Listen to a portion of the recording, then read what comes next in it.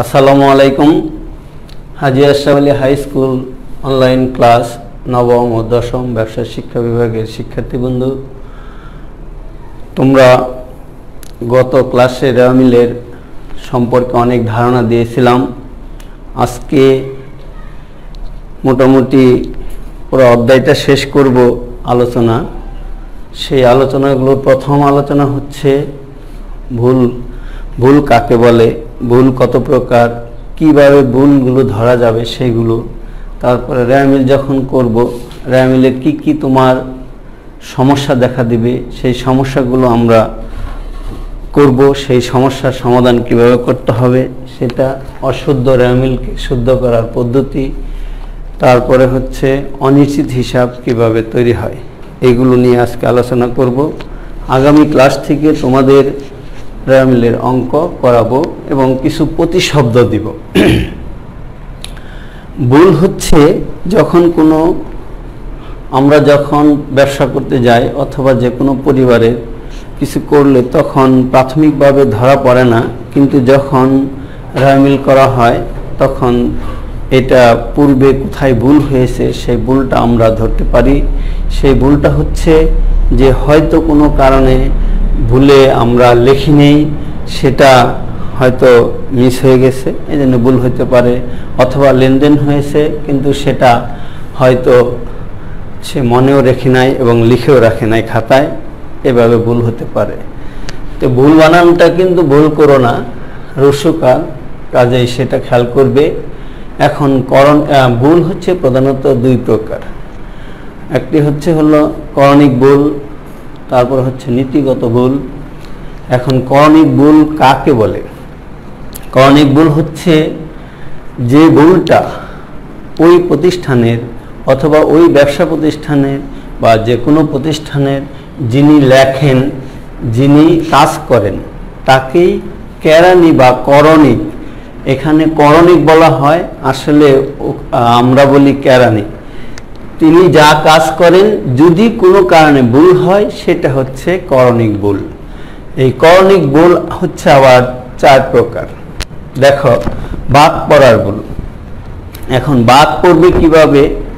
দেখবে যে যখন কোনো লেনদেনগুলো ডেবিট ক্রেডিট পক্ষ বিশ্লেষণ করে ব্যাখ্যার আকারে জাবেদা বইতে বা প্রাথমিক বইতে লেখা হয়, তখন সেটা যদি বাদ পড়ে যায় তাহলে সেটা তোমার বাদ পড়ার ভুল হিসেবে আখ্যায়িত করা হয়। অথবা যদি সেটা খতিয়ান করতে কোনো লেনদেন যদি বাদ পড়ে, সেটাও বাদ পড়ার ভুল হিসেবে আখ্যায়িত করা হয়। লেনদেন সংগৃহীত হওয়ার পর তা ভুলে প্রাথমিক হিসাবে বইয়ে লিখে না লিখে খতিয়ানের কোনো হিসাবে লিপিবদ্ধ হবে না। আবার লেনদেন প্রাথমিক বইয়ে লিপিবদ্ধ হলে খতিয়ানের কোনো দিকে তা তথা ডেবিট ক্রেডিট কোথাও লিপিবদ্ধ হলো না। এই যেহেতু ভুলকে বাদ পড়ার ভুল বলে, যেটা আমি বললাম। এখন বাদ পড়ার ভুল বলতে প্রাথমিক বইতে সে লিপিবদ্ধ করবে না, সেটা আবার খতিয়ানে আসবে না, তাহলে তোমার লেখার এটা বাদ পড়ার ভুল হিসাবে আখ্যায়িত করা হবে। লেখার ভুল। প্রাথমিক হিসেবের বইতে কোনো লেনদেন পরিমাণ কম বেশি লেখা হলে, তা খতিয়ানে সংশ্লিষ্ট কম হলে, যেমন দেখো তোমার দেখা যাচ্ছে ৫,০০০ টাকা, আমি যদি ১ কম লিখি, ৫,০০০ টাকার পরিবর্তে যদি আমি ভুলে ১ দিলাম না, তার মানে ৪,৫০০ টাকা কম পড়ে গেল। এই যে কম বা বেশি হলে সেটা হচ্ছে তোমার লেখার ভুল। এই লেখার ভুলের মধ্যে দেখো যে যখনই তুমি এই ভুলটা হবে তখন তোমার রেওয়া মিল অনিশ্চিত হিসাব দেখা দিবে, গরমিল হিসাব দেখা দিবে, তখন মিলবে না। তারপরে হচ্ছে বেদাখিলার ভুল। বেদাখিলা মানে কি?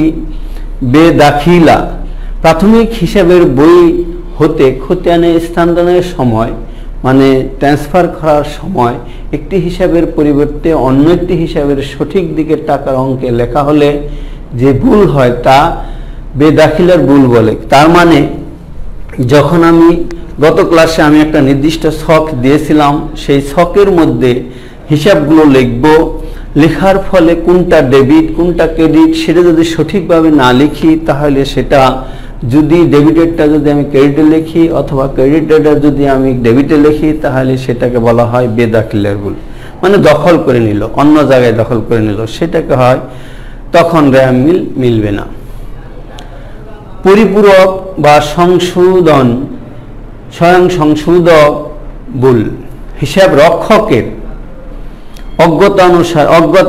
অজ্ঞতা অনুসারে একটি ভুল বা অন্য একটি ভুল দাখিলা দ্বারা উভয় দিকে সমান হয়ে গেলে অনেক সময় দেখবে যে দেখা যাচ্ছে কমিশন প্রাপ্তি রেওয়ামিলের ক্রেডিট পাশে, কমিশন প্রদান হচ্ছে ডেবিট পাশে, দুইটার টাকা একই, অথবা বিমা সালামি অথবা শিক্ষানবিশ সালামি, এই যে টাকার অ্যামাউন্ট যদি একই থাকে, হয়তো তুমি লিখে নিলে যে বিমা সালামি যাবে ডেবিট পাশে, তুমি দিলে ক্রেডিট পাশে, শিক্ষানবিশ সালামি যাবে হলো ক্রেডিট পাশে, তুমি দিলে ডেবিট পাশে।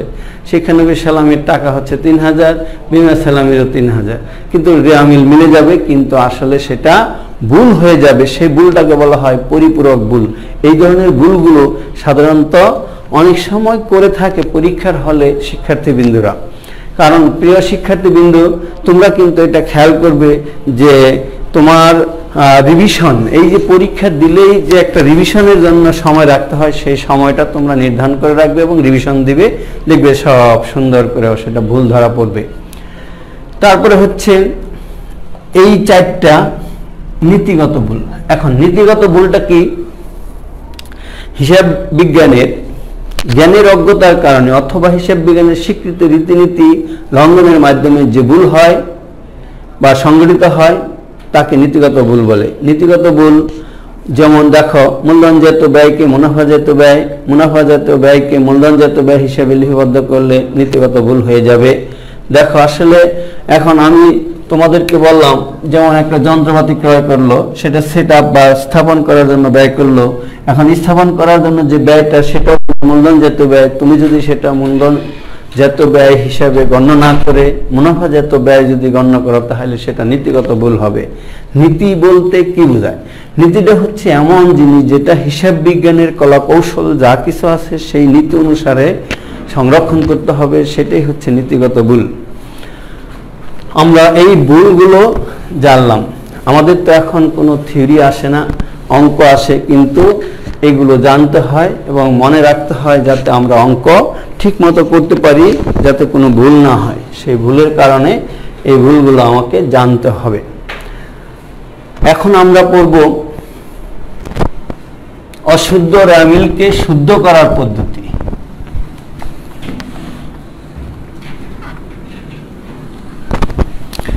প্রিয় শিক্ষার্থীবৃন্দ, দেখো অশুদ্ধ রেওয়ামিল শুদ্ধ করার উপায় তোমাদের বইতে দেওয়া আছে। পৃষ্ঠা নাম্বার হচ্ছে 133।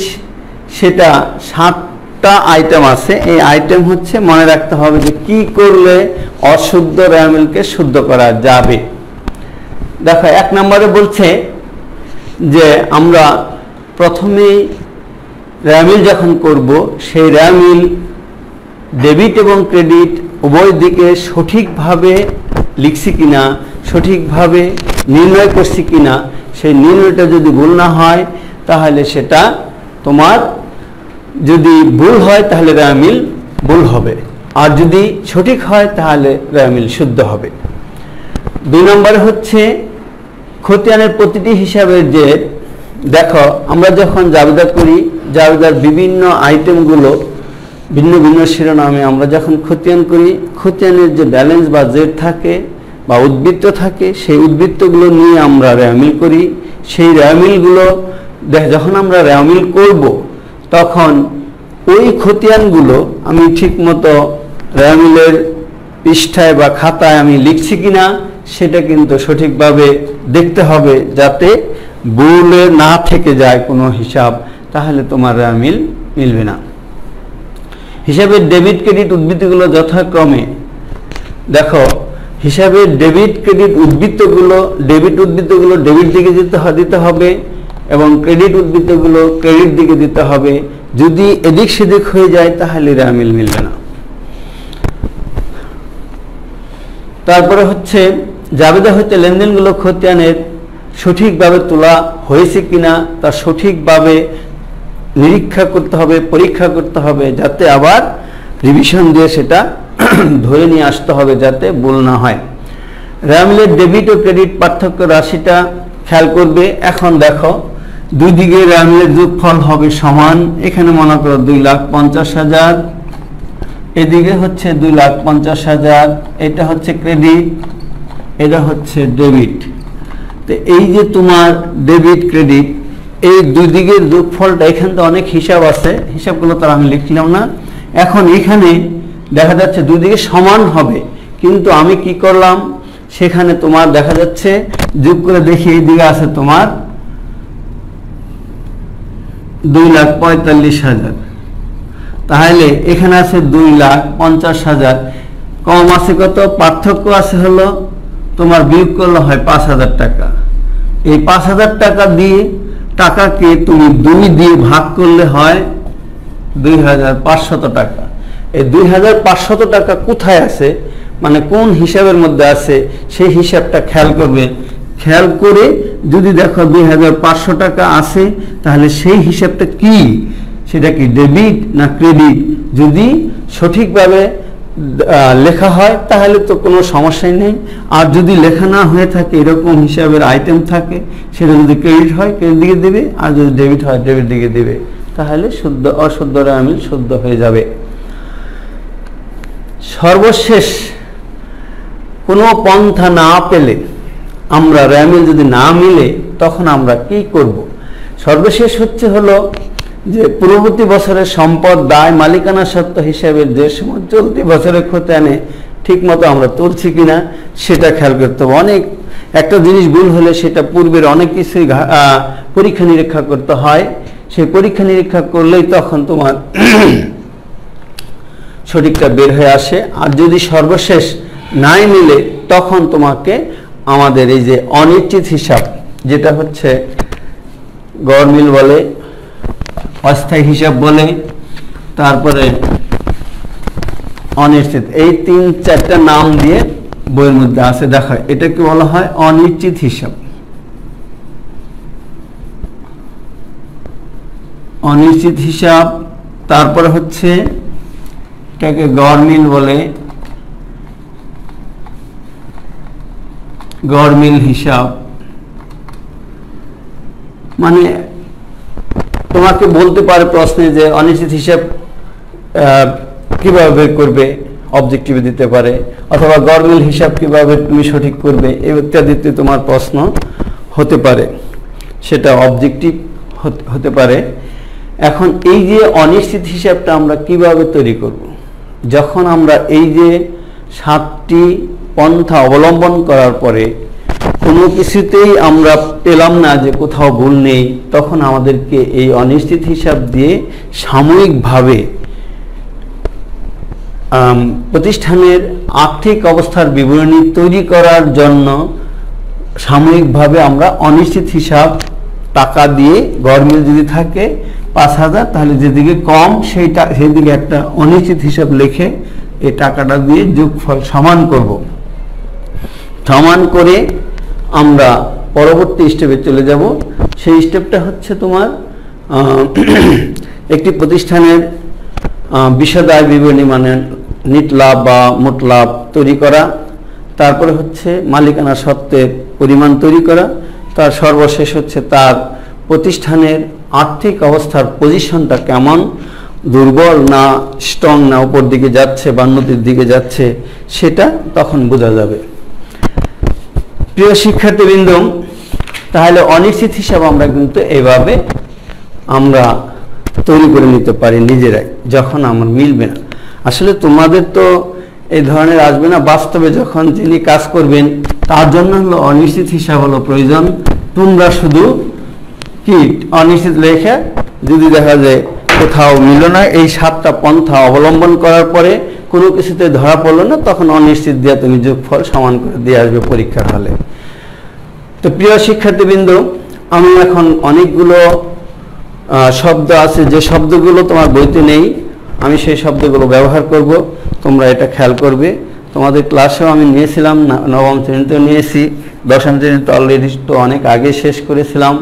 তোমাদের 1 বছর ক্লাস হয়েছে, সেই বছরের মধ্যে অনেক শিখিয়েছি। তো এখন দেখো এখানে যে শব্দগুলো ডাবল হতে পারে বা প্রতিশব্দ ব্যবহার করবে, সেই প্রতিশব্দগুলো কি? যেমন ধরো ব্যাংক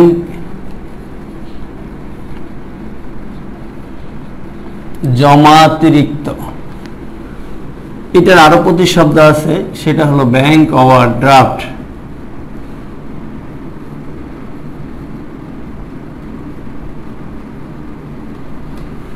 এটাকে আরো লেখা যায় ব্যাংক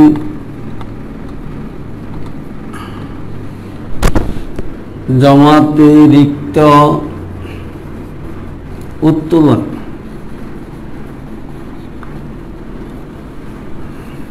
শুধু ডিমান্ড ড্রাফট, ডি ড্রাফট এরকম থাকে অনেক সময়। তারপর হচ্ছে সংক্ষেপে লেখে ওডি ইত্যাদি। এগুলো খেয়াল করবে, কোন আইটেমটা দিবে সেটা তো আমরা জানি না। একই দেখো, ব্যাংক জমাতিরিক্ত, ব্যাংক ওভারড্রাফট, ব্যাংক জমাতিরিক্ত উত্তোলন, ডি ড্রাফট মানে ডিমান্ড ড্রাফট, ওডি ইত্যাদি, ওভারড্রাফট।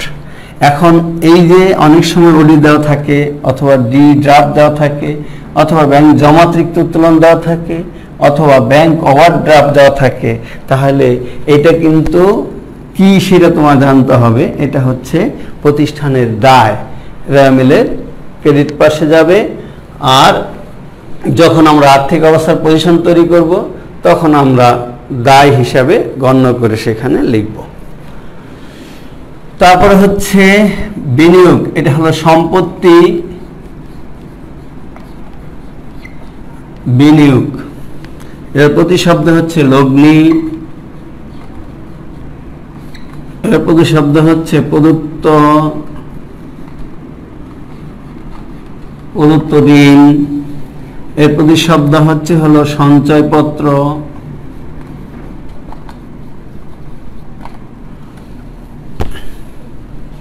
এর প্রতিশব্দ হচ্ছে হলো বন্ড ক্রয় ইত্যাদি।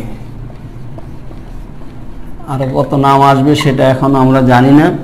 তবে যাই হোক, বিনিয়োগ, লগ্নি, প্রদত্ত ঋণ, সঞ্চয়পত্র, বন্ড ক্রয় একই জিনিস। আরেকটা আছে, সেটা হলো দেওয়া যেতে পারে, যে কোনো নাম দিয়ে দিতে পারে, যে এক্স কে ঋণ। এক্স কে ঋণ দেওয়া মানেই হচ্ছে বিনিয়োগ করছে এক্স এর নিকট। তাহলে দেখো, এই সব কথাগুলো কিন্তু একই প্রতিশব্দ ব্যবহার হয়। তখন তোমাকে খেয়াল করতে হবে এই জিনিসটা কি। এই জিনিসটা হচ্ছে সম্পত্তি, ওই ব্যবসা প্রতিষ্ঠানের সম্পত্তি। তাহলে বিনিয়োগ যেহেতু ডেবিট, আমি লগ্নিও ডেবিট দিব, প্রদত্ত ঋণও ডেবিট দিব, সঞ্চয়পত্র ডেবিট দিব, বন্ড ক্রয় ডেবিট দিব, এক্স কে ঋণ সেটাও ডেবিট দিব। তাহলে আমরা এগুলো কিন্তু মনে রাখবো। মনে রাখলেই কিন্তু বুঝতে পারবে কোনটা দিবে।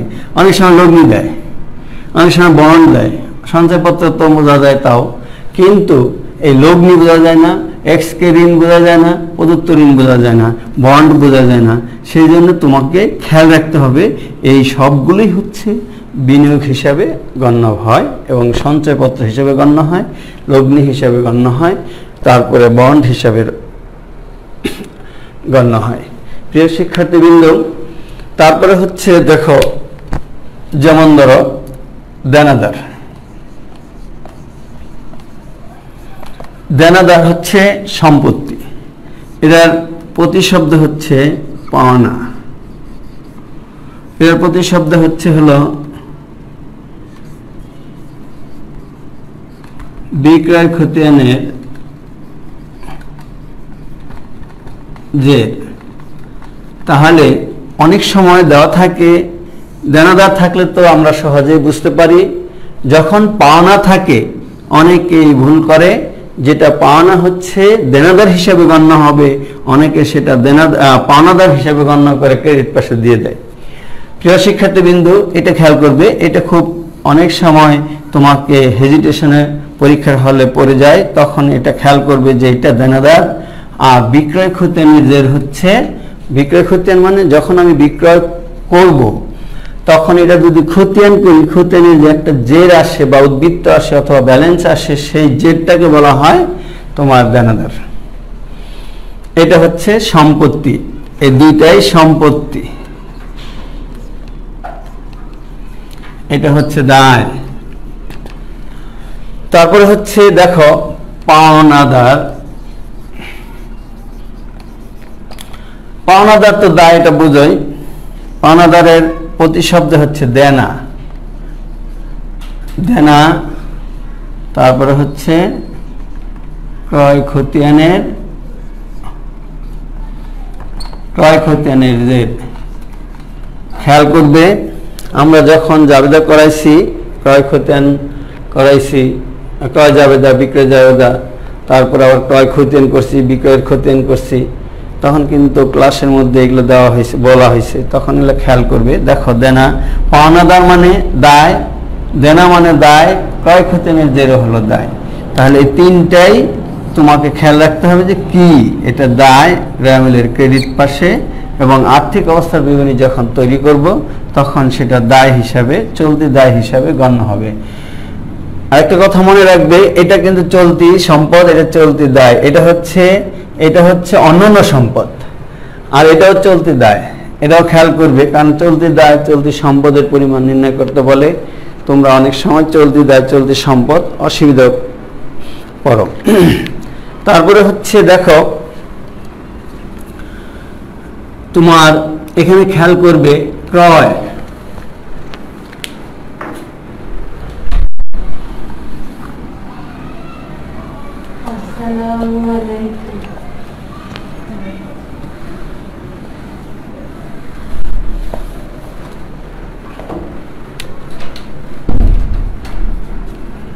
ক্রয় ফেরত।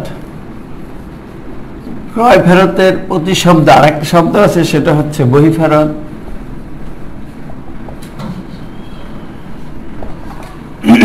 ক্রয় ফেরত তো বুঝোই যে ক্রয় ফেরত কি। ক্রয় ফেরত রামিলের ক্রেডিট পাশে, বিক্রয় ফেরত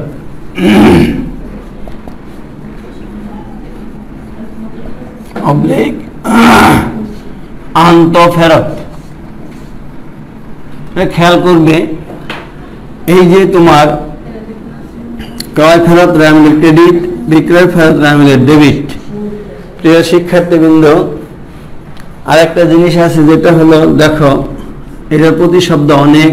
পরিবহন, বহন খরচ,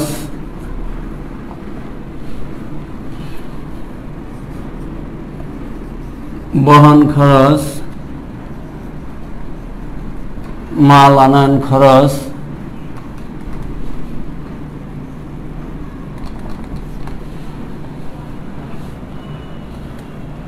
পরিবহন, বহন খরচ, মাল আনান খরচ।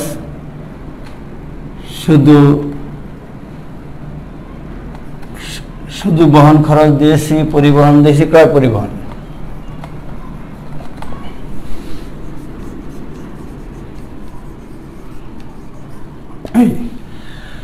দেখো পরিবহন, তখন আমাকে ধরে নিতে হবে এই পরিবহনটা হচ্ছে প্রত্যক্ষ খরচ, কারণ যখন কোনো কিছু পারচেজ করতে হয় বা ক্রয় করলে তখন ওই পণ্যগুলো আনার জন্য এই খরচগুলো হয়। সেজন্য এটাকে বলা হয় তোমার মূলধন জাতীয় ব্যয় হিসেবে গণ্য হয়। যদি এই যে কোনো যন্ত্রপাতি যদি ক্রয় করে, তখন ক্রয় করতে যখন বহন খরচ লাগে বা মালানান খরচ লাগে বা ক্রয় পরিবহন, এটাকে আমরা প্রত্যক্ষ খরচ হিসেবে গণ্য করি, এবং সেটা আমরা মূলধনজাত ব্যয় হিসেবেও গণ্য করা হয়। চতুর্থ অধ্যায়ের মধ্যে আছে। এই হচ্ছে তোমার তার প্রতিশব্দ হিসাবে ব্যবহার হয়। তারপরে হলো দেয় বিল। এটা প্রত্যক্ষ খরচ, খরচ মানে ডেবিট।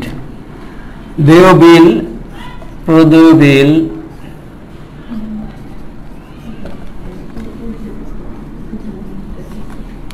দেয় হুন্ডি ইত্যাদি, এগুলো হচ্ছে চলতি দায়।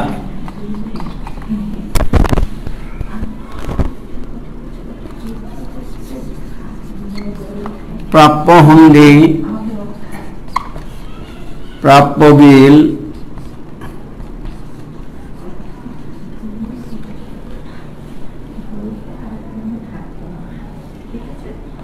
প্রাপ্য বিল, প্রাপ্য হুন্ডি ইত্যাদি। এগুলো হচ্ছে প্রাপ্য বিল, হচ্ছে প্রাপ্য হুন্ডি হলো সম্পত্তি। প্রিয় শিক্ষার্থীবৃন্দ, তোমরা কিন্তু অবশ্যই প্রতিশব্দগুলো মনে রাখবে। তারপরে হচ্ছে বিমা, সালামি,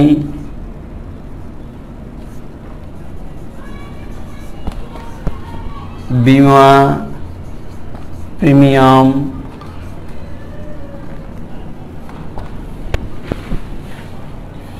এই বিমা সালামি শুধু বিমা, অনেক সময় থাকে বিমা সালামি থাকলে বোঝা যায়, বিমা প্রিমিয়াম থাকলে আবার অসুবিধা হয়, বিমা শুধু থাকলে অসুবিধা হয়। তবে তিনটা একই জিনিস। এটা হচ্ছে খরচ, প্রতিষ্ঠানের সম্পদ রক্ষার জন্য বিমা করা হয়।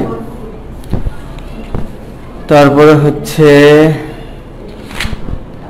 এই মোটামুটি তোমার দেখো একটা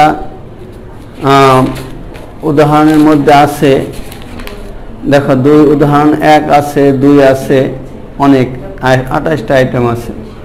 আমি সেটা বলছি, তোমরা খেয়াল করবে। এগুলো হচ্ছে তোমার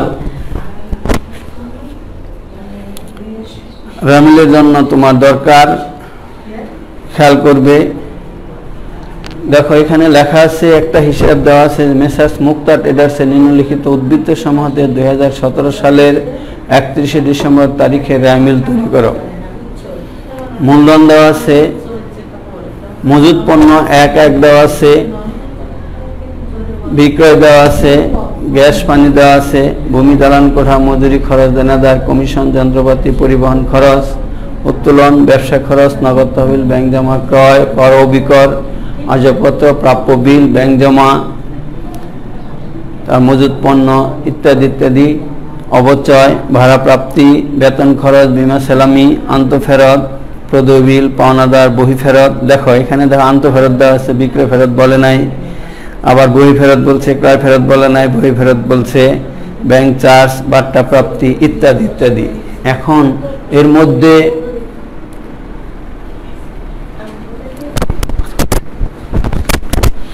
মধ্যে হলো দেখো কি কি জিনিস মিলে যায় না, সেটা কিন্তু তোমরা খেয়াল করবে।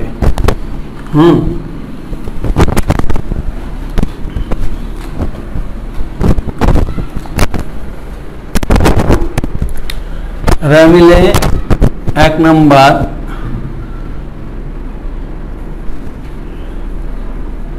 সমাপনী মজুদ পণ্য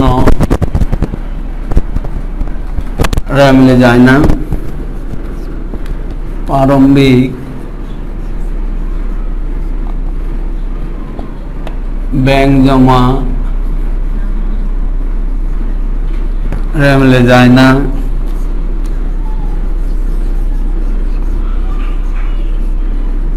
প্রারম্ভিক নগদ তহবিল